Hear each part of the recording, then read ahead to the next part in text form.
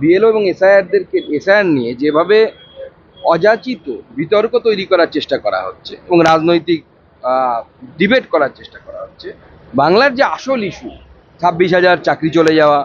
আমাদের বোনকে ধর্ষিত হতে হয়েছে এই বাংলাতে আরজি করে, আমাদের আর এক বোনকে দুর্গাপুরে ধর্ষিত হতে হয়েছে, এই সমস্ত বিষয় এবং তার সাথে মানে অপরিসীম দুর্নীতি, এই থেকে দৃষ্টি ঘোরানোর জন্য বারবার এসআইআরকে পলিটিক্যাল ইস্যু করছে তৃণমূল কংগ্রেস এবং তার ফলে এগুলো হচ্ছে। বাংলার যেটা আসল ইস্যু, চাকরি নেই, পরিযায়ী শ্রমিক হিসেবে অন্য রাজ্যে যাওয়া এবং তার সাথে সাথে বাংলার 26,000 লোকের চাকরি চলে যাওয়া, ওবিসি রিজার্ভেশন ক্যান্সেল হয়ে যাওয়া, একের পর এক দুর্নীতি, ইট বালি সিমেন্ট পাথর কয়লা গরু কিচ্ছু বাকি রাখেনি, এরা সব নষ্ট করে দিয়েছে। এর থেকে দৃষ্টি ঘোরানোর জন্য এসআইআরকে সামনে ব্যবহার করছে মমতা বন্দ্যোপাধ্যায় এবং তার দলবল।